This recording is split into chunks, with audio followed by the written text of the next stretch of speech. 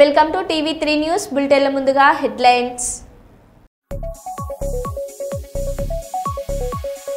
రాజ్భవన్లో Telangana governor Jishnu Dev వర్మతో CM Revanth Reddy భేటీ.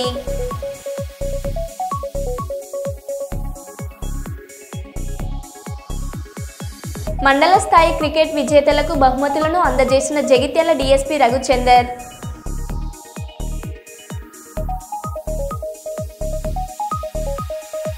భారత్ పాకిస్తాన్ కాల్పుల విరమణపై స్పందించిన బీఆర్ఎస్ ఎమ్మెల్సీ కల్వకుంట్ల కవిత.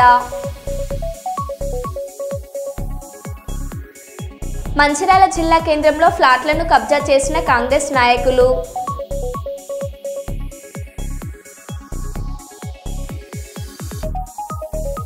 గద్వాల్ కలెక్టరేట్ ఎదుట రైతుల నిరసన.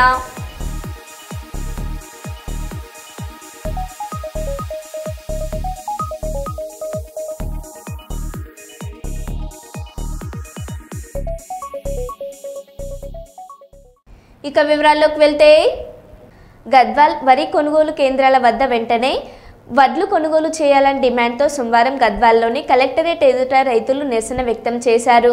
అనంతరం కలెక్టర్కు వినతి పత్రం అందజేశారు. తక్షణమే రైతులకు వడ్ల గన్ని బ్యాగ్ ఇవ్వాలని, అకాల వర్షాలు వచ్చే పరిస్థితి ఉందని తక్షణమే వడ్ల కొనుగోలు చేయాలని రైతులు డిమాండ్ చేశారు.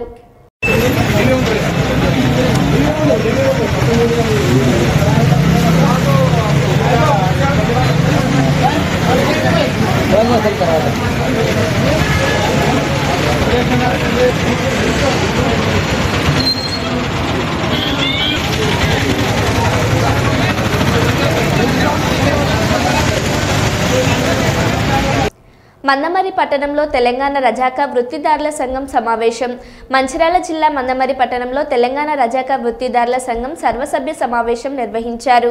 ఈ సందర్భంగా తెలంగాణ రజాకా వృత్తిదారుల సంఘం రాష్ట్ర ప్రధాన కార్యదర్శి పైళ్ల ఆశన్న మాట్లాడుతూ, తెలంగాణ ప్రభుత్వం అమలు చేస్తున్న ఉచిత విద్యుత్ పథకాన్ని రజాకా వృత్తిదారులకు కూడా అమలు చేయాలని, మందమరి పట్టణంలో మరియు ఇతర ప్రాంతాల్లో నిర్మాణంలో ఉన్న దోబిఘాట్లను పూర్తి చేయాలని, అంతేకాకుండా రాజీవ్ యువ వికాస్ యోజన పథకం కింద రజకులకు ప్రత్యేకంగా యూనిట్లు కేటాయించాలని వారు డిమాండ్ చేశారు. అంతేకాకుండా దేశవ్యాప్తంగా అమలవుతున్న ఎస్సీ/ఎస్టీ అట్రాసిటీ చట్టం రజకుల కోసం కూడా ప్రత్యేక చట్టాన్ని తీసుకురావాలని వారు ప్రభుత్వాన్ని డిమాండ్ చేశారు.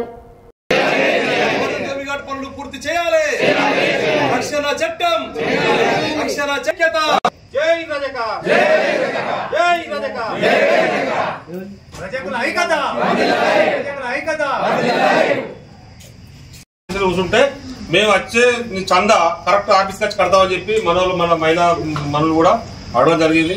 దయచేసి సభాముఖంగా ఆశాన్నకు నమస్కారం చెప్తున్నది ఏంటంటే, నాకు తక్షణం C61 కోట నంబర్ ఇప్పించగలనని మేము అందరం. జిల్లా మాజీ గౌరవ అధ్యక్షుడు కంచెల రాజమ్మ గారు మాట్లాడవలసింది. అతను ఇంతకుముందు మన ఉమ్మడి ఆదిలాబాద్ చిత్రాల వరకు ఈ కార్యక్రమం చేయడం జరిగింది. మొదటి జిల్లా మహాసభ జరపడం ఎక్కడంటే మన CCC నర్సయ్య భవన్లో అన్నగారు కూడా మన సంఘానికి ఏదైనా సహాయంగా పనిచేయడం జరుగుతుంది. మనకు నిర్మాణం పెట్టుకొని మన ఈ సంఘాన్ని తెలంగాణ రజక వృత్తిదారుల సంఘం రాష్ట్ర ప్రధాన కార్యదర్శిని ఈరోజు మందమర్రి సింగరేణి మార్కెట్లో తెలంగాణ రజక వృత్తిదారుల సంఘం జిల్లా జనరల్ బాడీ సమావేశం నిర్వహిస్తూ ఉన్నాం. ఈ సమావేశానికి పట్టణ అధ్యక్షుడు రామచంద్రం గారు అధ్యక్షత వహిస్తున్నారు. జిల్లా అధ్యక్షులు వెంకటేశం గారు, జిల్లా కార్యదర్శి రాములు గారు, సీనియర్ నాయకులు ఏరియాల వారీగా కూడా సంఘం నాయకత్వంతో కూడా హాజరైంది. ఈ సందర్భంగా మేము కోరేది ఏంటంటే, ఏదైతే గత ప్రభుత్వంలో ఉచిత విద్యుత్ పథకాన్ని ఏదైతే వచ్చిందో, ఈ ప్రభుత్వం ఆ ఉచిత విద్యుత్ పథకాన్ని సక్రమంగా అమలు చేయాలని చెప్పి కోరుతున్నాం. కానీ పెద్ద ఎత్తున కరెంటు బిల్లులు అనేటువంటివి ఈ లాండ్రీకి, అదేవిధంగా సెలూన్ షాప్ అంటే మంగళ షాపులకు, ఇస్త్రీ దుకాణాలకు 250 యూనిట్లు ఏదైతే మాకు వచ్చిందో బిల్లులు కట్టాలని చెప్పి కరెంటు అధికారులు ఒత్తిడి చేస్తూ ఉన్నారు. అధిక బిల్లులు కూడా వస్తూ ఉన్నాయి. 20,000, 30,000, 50,000 వస్తూ ఉన్నాయి. కొన్ని చోట్ల కనెక్షన్స్ కట్ చేస్తామని బెదిరిస్తున్నారు. కాబట్టి ఈ ఉచిత విద్యుత్ పథకం ఏదైతే ఉందో దాని వెంటనే సబ్సిడీ అనేటువంటి ప్రభుత్వం మంజూరు చేసి ఈ వేధింపులు ఆపాలని చెప్పి ఇలా మేము డిమాండ్ చేస్తున్నాం. దాంతోపాటు మున్సిపల్ పట్టణాలకు మంజూరైనటువంటి 141 మోడర్న్ దోబిఘాట్లు ఏవైతే ఉన్నాయో ఇప్పటికీ ఈ ప్రభుత్వం వచ్చినాక పెండింగ్లో పెట్టారు. ఆ పనులన్నీ కూడా ఆగిపోయినాయి. ఇదే మందమరిలో మందమరి చెరువు కట్ట కింద నిర్మాణం కాబట్టేటువంటి 1 ఎకరా స్థలంలో ఏదైతే దోబిఘాట్ స్థలం కేటాయించారో అవి పిల్లర్ల వరకు వచ్చి బీస్పెట్లకు వచ్చే వరకు వచ్చి నిర్మాణం ఆగిపోయింది. ఇట్లా రాష్ట్ర వ్యాప్తంగా ఆగుతూ ఉన్నాయి. వీటి వెంటనే పునరుద్ధరణ చేసి వృత్తిదారులకు వాళ్ళకు ఉపాధి ఇచ్చేటువంటి ఆ మోడర్న్ దోబిఘాట్లు నిర్మాణం చేసి కట్టించి అందించాలని చెప్పి మేము ప్రభుత్వాన్ని కోరుతున్నాం. వీటితో పాటు ఎక్కువ భాగం రాజీవ్ వికాసంలో కూడా దరఖాస్తులు చేసుకున్నాం. వాళ్ళందరికీ కూడా ఏదైతే రుణాలు ఇచ్చేటువంటిది ఉందో వాటిని రాజకీయ జోక్యం లేకుండా అర్హత కలిగిన వాళ్ళందరికీ వెంటనే రుణాలు మంజూరు చేయాలని, సంస్థాగతంగా కమిటీల నిర్మాణాన్ని బలోపేతం చేసుకోవాల్సిన అవసరం ఉన్నది. ఆ రకంగా సంఘాల సభ్యులని చేర్చుకునేటువంటి విధంగా మొత్తం జిల్లా వ్యాప్తంగా సంఘ నిర్మాణాన్ని ఈ సందర్భంగా మేము కార్యాచరణను రూపొందిస్తున్నాం. మరొక ఏంటంటే రాష్ట్ర వ్యాప్తంగా పెద్ద ఎత్తున రజకుల మీద కుల బహిష్కరణ జరుగుతూ ఉంది. ఇప్పటికీ నిజామాబాద్ ఏరియాలో గ్రామాభివృద్ధి కమిటీ పేరుతో కానీ, ఇక్కడ ఉత్తర తెలంగాణ సంబంధించి ఆసిఫాబాదు, మంచిర్యాల ఈ ప్రాంతాలు, నిర్మల్ ఇవి ఏరియాల్లో పెత్తందారులు తక్కువ ధరలకే వృత్తి చేసేటువంటి విధంగా ఒత్తిడి చేస్తూ ఇలా రేట్లు ఇవ్వకుండా బెదిరిస్తూ మాకు రేటు పెంచమంటే ఊరి నుంచి వెలివేస్తూ ఉన్నారు. కాబట్టి మాకు కూడా రక్షణ చట్టం కావాలి. ఎస్సీ ఎస్టీ అట్రాసిటీ తరహాలో రజకులకు కూడా చట్టం చేయాలని చెప్పి మా ప్రధానమైన డిమాండ్. వాటిని కూడా అమలు చేయాలని కోరుతున్నాం. సమావేశాలు జరుగుతున్నాయి. మందమరి పట్టణంలో జిల్లా ప్రధాన కార్యదర్శి రాములు ఆశన్న గారు మీటింగ్కు అధిక సంఖ్యలో పాల్గొన్న రజక సంఘానికి ధన్యవాదాలు చెప్తూ, ఈ కుల బహిష్కరణ పెత్తందారులు అసలు వాస్తవం. ఇవాళ టిఫిన్ రేటు ఎంచుకోవాలంటే 35 రూపాయలు వాళ్ళ నిర్ణయించుకుంటాను. మంగళైన గడ్డ ఎక్కితే 50 రూపాయలు తీసుకుంటాను. ఇస్త్రీకి 30 రూపాయలు ఏమంటే ఏడుతారు. ఇలా కులం అంటే ఏంటి కానీ కుల సంఘం తెలుస్తలేదు. పెద్దదారులు ఏంటి 20 రూపాయలు ఇస్తేనే చేతే లేకపోతే అంటారు. ఈ రకంగా బెదిరిస్తారు. పోషమ్మ గుడి కాడ చేసే కులవృత్తిని మర్చిపోయి మేమే కోసుకుంటామని అర్జునుడు గిరిజనులు కలిసి గుడిని కూడా ఆక్రమించడం జరుగుతుంది. ఇది ఎన్నడూ లేదు. మరి ఏ 10 గుడి కాడ అయినా చేసేది రజకుడే. ఇవాళ పోషమ్మ గుడి సెకండ్ జూన్లో అక్రమంగా దాన్ని దౌర్జన్యం గుంజుకున్న దాకా ఏర్పడుతున్నాయి. అలాంటి దుర్చర్య చేయకుండా మేము ఎదుర్కొంటామని మాట్లాడుతున్నాం. పిల్లలు ఆపద పరిస్థితుల్లో ఉంటే ఆదుకునే మొదటి వ్యక్తి అమ్మ అని గుండె రక్తనాళాల వైద్య నిపుణులు లక్ష్మణ స్వామి, సీనియర్ కన్సల్టెంట్ రేడియాలజిస్ట్, సీనియర్ వైద్యులు నిహారిక పసుపుల తెలిపారు. వెంకటరమణ కాలనీ ప్రధాన రహదారి శ్రీ కైలాస స్పెషలిస్ట్ క్లినిక్ నందు మాతృ దినోత్సవం సందర్భంగా ఉచిత వైద్య శిబిరాన్ని సీనియర్ వైద్యులు లక్ష్మణ స్వామి, నిహారిక పసుపుల నిర్వహించారు. ఈ సందర్భంగా సీనియర్ వైద్యులు లక్ష్మణ స్వామి, నిహారిక పసుపులలు మాట్లాడుతూ 5,000కు పైగా ఓపెన్ హార్ట్ రక్తనాళాల ఆపరేషన్లు చేశామని తెలిపారు. సమాజంలో నాశనాన్ని కోరే వాళ్ళు రాక్షసులతో సమానమని, మంచి చేసే ప్రతి ఒక్కరూ దేవుళ్లతో సమానమని చెప్పారు. మాతృ దినోత్సవం సందర్భంగా తల్లికి మించిన దైవం లేదంటూ ఈరోజు తల్లులకు తల్లులు అవుతున్న వారికి ఉచిత వైద్య పరీక్షలు చేయడం జరిగిందని అన్నారు.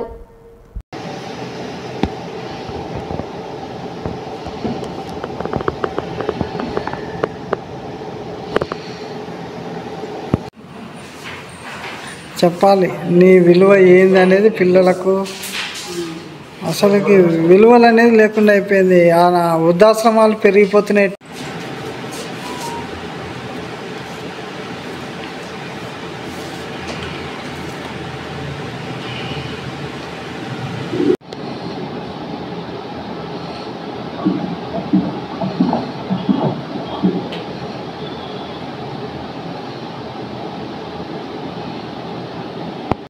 కాపాడడానికి ప్రయత్నం చేస్తుంది. వాడు కర్ణ కఠోరమైనటువంటి నీచమైనటువంటి వ్యక్తి అయినా సరే తల్లి కాపాడడానికి ప్రయత్నం చేస్తుంది. సో తల్లిని మించినటువంటి దైవం లేదు. అందరూ తల్లులకు, తల్లి కాబోయే వాళ్ళకు, తల్లుల లాంటి అమ్మాయిలకు ఉచితంగా మేము వైద్య సేవ చేస్తున్నాం. ఈరోజు ఈ వైద్య సేవను అందరూ ఈరోజు మేము ఇక్కడ నవిరెడ్డి గోలీ సోడా నుంచి ఎక్కడో ఉన్న ఆ జిల్లాలో అనంతపురం జిల్లాలో ఉంది అని ఈ జిల్లాకు కానీ తేవడం జరిగింది. కాకపోతే ఇంకా ఈరోజు దినంను ఓపెన్ చేయడానికి కారణం ఏమంటే ఫుల్ సబ్సిడీగా ఇంకా కాకపోయినా ఈరోజు మంచి రోజు చతుర్దశి రోజు ఉంది అనే ఉద్దేశంతో పెళ్ళిళ్ళు కానీ ఈ రోజుతో లాస్ట్ అవుతున్నాయి అనే ఉద్దేశంతో ఎమ్మెల్యే గారిని, ఎంపీ గారిని రిక్వెస్ట్ చేస్తూ మేము వాళ్ళ ఆధారంలో ఓపెన్ చేయించుకున్నాం. దీన్ని పబ్లిక్గా తీసుకొని పోవాలంటే ఇంకో 10 days దాకా పడుతుంది. మీకు సబ్సిడీగా ముందు ఈ మీడియా వలన మాది ఎంతో మంచిగా ఉంది ప్రాజెక్ట్ అని తెలుసుకొని ముందుకి మాదే బాగుంటుంది అనే విషయంలో తెలుపుతారని మీడియా వాళ్ళని విజ్ఞప్తి చేస్తున్నాం. నా పేరు రామదాస్ గౌడ్, నవిరెండు గొలిచోడ. మంచిర్యాల జిల్లా కేంద్రంలో ఫ్లాట్లను కబ్జా చేసిన కాంగ్రెస్ నాయకులు జిల్లా కేంద్రంలోని తిలక్ నగర్ గీతా మందిర్ వద్ద తమ ఫ్లాట్లను గోదావరిఖనికి చెందిన కాంగ్రెస్ కార్పొరేటర్ కబ్జా చేశారని బాధితుల ఆందోళన. కాంగ్రెస్ కార్పొరేటర్లు ఫ్లాట్ల చుట్టూ వేసిన కాంపౌండ్ వాల్ షీట్లను ధ్వంసం చేసిన బాధితులు.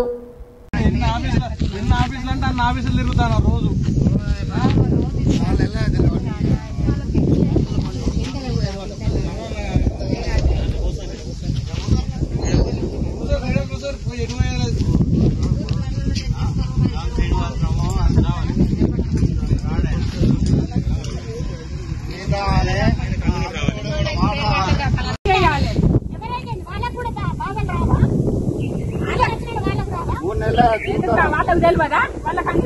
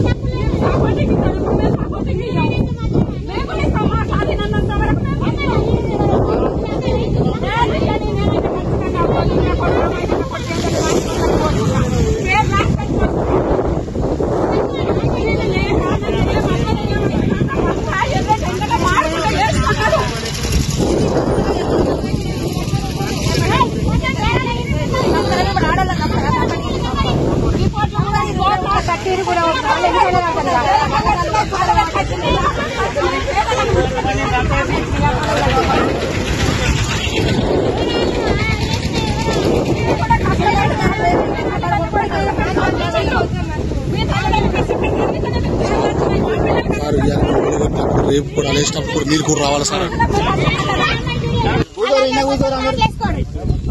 కర్నూలు నగరంలో క్రీడల అభివృద్ధికి తమ వంతు సహకారం అందిస్తామని మాజీ రాజ్యసభ సభ్యులు టీజీ వెంకటేష్ అన్నారు. నగరంలోని సుంకేశ్ల రోడ్డు నందు నూతనంగా ఏర్పాటు చేసిన ర్యాలీ స్పోర్ట్స్ బ్యాడ్మింటన్ అకాడమీకి ఆయన ఈరోజు ప్రారంభించారు. ఈ సందర్భంగా టీజీ వెంకటేష్ మాట్లాడుతూ క్రీడలు అభివృద్ధికై ప్రైవేట్ అకాడమీలు ఏర్పాటు కావడం అభినందనీయం అన్నారు. తాను బ్యాడ్మింటన్ అసోసియేషన్ అధ్యక్షులుగా ఉన్నప్పుడు, మంత్రిగా ఉన్నప్పుడు ఇండోర్ స్టేడియంలో అభివృద్ధికి ఎంతగానో కృషి చేశామన్నారు. ప్రభుత్వ నిధులతో అలాగే సొంత నిధులతో ఇండోర్ స్టేడియాలను అభివృద్ధి చేశామన్నారు. అన్ని క్రీడల్లో కన్నా బాల్ బ్యాడ్మింటన్ క్రీడ తక్కువ స్థలంలో ఎక్కువ మంది ఆడుకునే విధంగా రూపొందించవచ్చని, దీనివల్ల ఎక్కువ మంది క్రీడాకారులు తయారు కావడానికి అవకాశం ఉందన్నారు.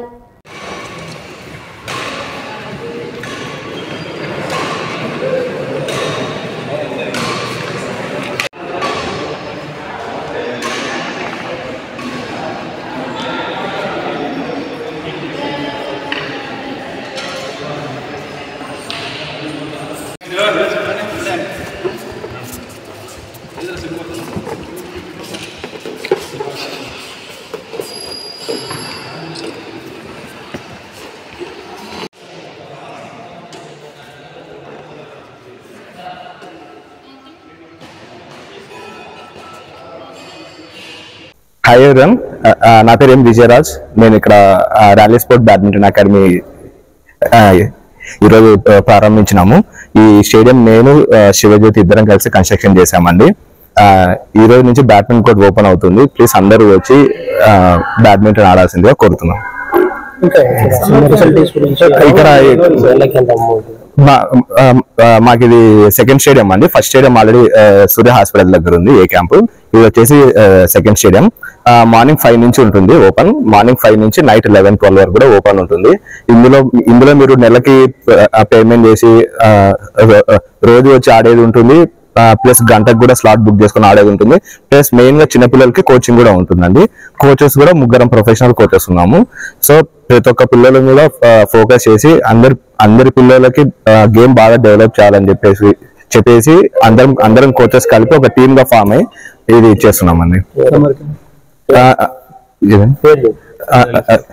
Rally sport badminton academy. అందరికీ నమస్కారం అండి. ఈ రోజు మే 11వ తారీఖు Sunkesula road near Saint Joseph degree college rally sport well professional coaches ని మేము ఇక్కడ అందుబాటులో ఉంచుతున్నాము.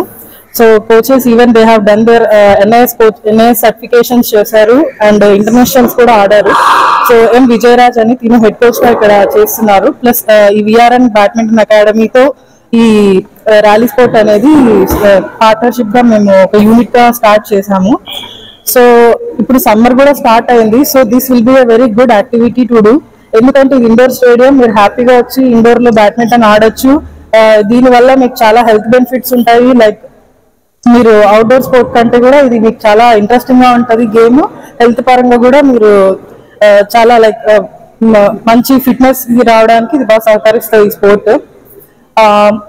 ఇప్పుడు ప్రెసెంట్ సమ్మర్ క్యాంప్ కూడా మేము స్టార్ట్ చేస్తున్నాము. సో ఇంట్రెస్ట్ క్యాండిడేట్స్ అందరూ మమ్మల్ని అప్రోచ్ అవ్వండి. ఖచ్చితంగా సమ్మర్ క్యాంప్ కూడా మీరందరూ మంచి సహకారం అందించి దీన్ని సక్సెస్ఫుల్ చేయాలని కోరుకుంటున్నాము. Thank you very much.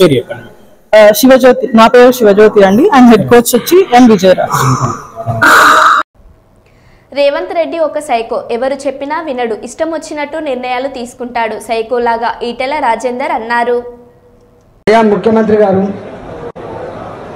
ఏదో పెద్ద మార్పు వస్తుందని చెప్పి నీకు అధికారం కట్టబెట్టింది. తేనె మీద నుంచి పూలబడ్డ అవుతుంది, ఎందుకు ఇట్లా ఆలోచిస్తున్నారు అని చెప్పి చాలాసార్లు మాట్లాడితే ఆయన ఇంకింత రెచ్చిపోయి అన్న మాట ఏంటంటే, ఎవరు చెప్పినా వినను, నేను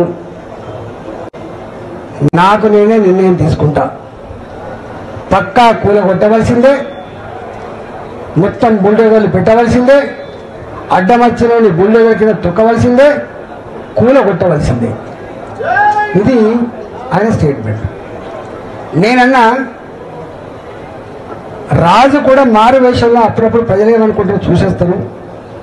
సరే నువ్వు రాజు కాకపోవచ్చు కానీ నీ కింద ఇంటెలిజెన్స్ వ్యవస్థ ఉంది, వాళ్ళైనా నీకు చెప్పుంటారు కదా ఇక్కడ ఇట్లా ఉంది అని చెప్పి చెప్పుంటారు కదా, ఎందుకు మీరు వింటలేరు అని చెప్పి మళ్ళా ఇట్లా స్టేట్మెంట్ నడుస్తూనే ఉండే. నడిస్తే ఆయన అన్నాడు మళ్ళీ నేను ఎవరు చెప్పినా వినను అని. నేను అప్పుడు ఒక స్టేట్మెంట్ ఇచ్చిన, ఎవరు చెప్తే వినని వాడిని, ఎవరు చెప్పినా వినని వాడిని ఆయన నాయకుడు అనరు, మనిషి అనరు, సైకో అంటారు అని చెప్పాను. సైకో అంటారు అని చెప్పాను. సౌదీలో రోడ్డు ప్రమాదంలో తీవ్రంగా గాయపడిన సిరిసిల్ల వ్యక్తి మంద మహేష్. ప్రమాదంపై స్పందించి మంద మహేష్కు అండగా ఉంటానన్న కేటీఆర్. పనికి వెళ్తున్న సమయంలో తీవ్ర రోడ్డు ప్రమాదంలో గాయపడి అక్కడి ప్రభుత్వ ఆసుపత్రిలో చికిత్స పొందుతున్న మంద మహేష్ ప్రమాదంపై స్పందించి సొంత ఖర్చులతో మంద మహేష్ను ఇండియాకు తెప్పించి మెరుగైన వైద్యం చేయిస్తానని కుటుంబ సభ్యులకు హామీ ఇచ్చిన కేటీఆర్. మంద మహేష్ స్వస్థలం సిరిసిల్ల నియోజకవర్గంలోని మండపల్లి గ్రామం. కంపెనీ బస్సులో పనికి వెళ్తుండగా ఘోర రోడ్డు ప్రమాదం. ఈ ప్రమాదంలో 9 మంది మృతి, మంద మహేష్కు తీవ్ర గాయాలు. సౌదీలో చికిత్స పొందుతున్న మంద మహేష్తో వీడియో కాల్ ద్వారా మాట్లాడిన కేటీఆర్, ఐదర్యపడవద్దు, 4-5 రోజుల్లోనే సొంత ఖర్చులతో నిన్ను స్వస్థలానికి తీసుకువస్తాను అని భరోసా ఇచ్చిన కేటీఆర్. సీదా హైదరాబాద్ రాగానే మళ్ళీ దించి అడిగి తీసుకొస్తాం. ఒక 4-5 రోజుల అవస్థ ఉంటుంది. కాదు మొన్న గంత మందిలో నువ్వు బతుకుడే నీ అదృష్టం రా నాయన. అంత పెద్ద యాక్సిడెంట్లా నీకు నీ పిల్లలను చూసేది ఉన్నది, నీ వాళ్ళతో ఉండేది ఉన్నది కాబట్టి నువ్వు బతికినవు. గంతమందికి నష్టమైన నీకేం కాలేదు, అదే అదృష్టం ఒక రకంగా. ఒక 4 రోజుల అవస్థ ఉంటుంది. ఏమిట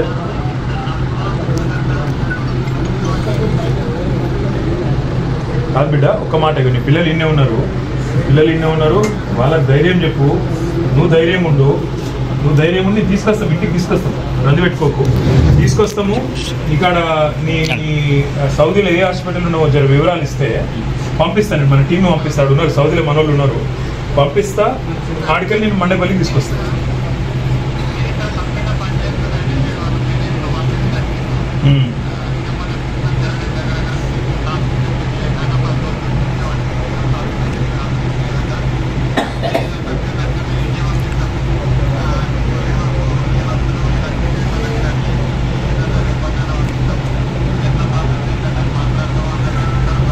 నేను పంపిస్తాను. నువ్వు రియాద్ ఉన్నావా, చెడ్డలు నువ్వు ఏడు, నువ్వు ఏడా? జుబేల్ జనరల్ జుబేల్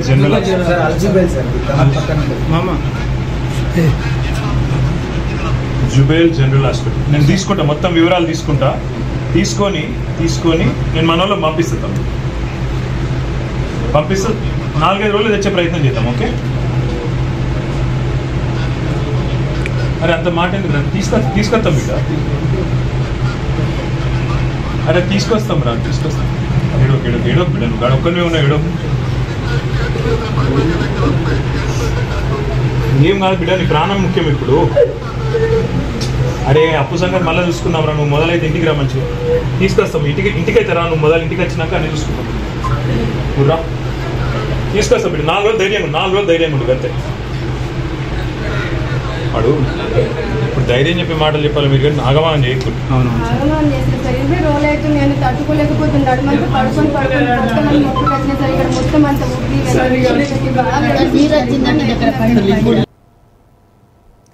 ఉపాధి కోసం వెళ్లి మస్కట్లో చిక్కుకున్న శ్రీకాకుళం జిల్లాకు చెందిన 9 మంది కార్మికులు కేంద్ర పౌర విమానయాన శాఖ మంత్రి కింజరాపు రామ్మోహన్ నాయుడు చొరవతో తిరిగి సురక్షితంగా వారి స్వస్థలాలకు చేరుకున్నారు.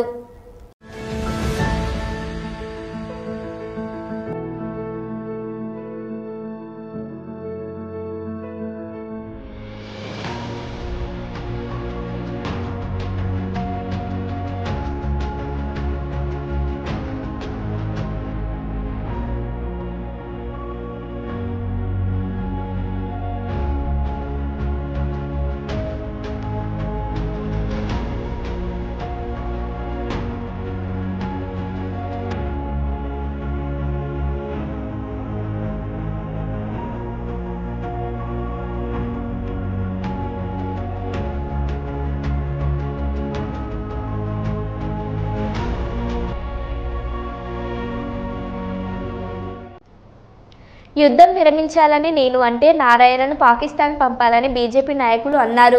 పీఓకే ఆక్రమించకుండా ఎందుకు శాంతి చర్చలకు వెళ్లారు?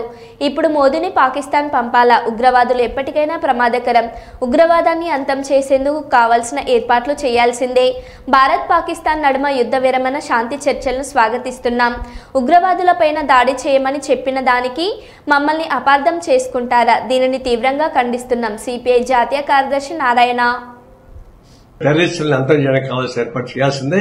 అది రేపు బయలుదేరే డిస్కషన్లో కూడా పాకిస్తాన్ భారతదేశ మధ్య చర్చల్లో కూడా ఎవరైతే పహల్గాంలో దాడికి ప్లాన్ చేశారో ఆ టెర్రరిస్ట్ వెనక్కి తీసుకురావాలా. ఎందుకంటే గతంలో బాంబేలో హోటల్ పైన దాడి చేసిన టెర్రరిస్ట్ వెనక్కి తీసుకొచ్చారు కదా, అదే పద్ధతుల్లో వీళ్ళని కూడా టెర్రరిస్ట్ కూడా వెనక్కి తీసుకోవాల్సిన అవసరం ఉంది. దాన్ని బయలుదేరే డిస్కషన్ పెట్టాలా. ఇంకొకటి, ఇప్పుడు శాంతి చర్చలు కొనసాగిస్తున్నాయి కదా, మరి ఒకప్పుడు నేను చెప్పిన దాన్ని నాకు నారాయణ పాకిస్తాన్ పంపించాలని చెప్పేసి కొంతమంది బీజేపీ నాయకులు అవాక శాఖలు వాగారు. ఇప్పుడేమంటారు? ఇప్పుడు మోడీని పంపించాలన్నా పాకిస్తాన్కి?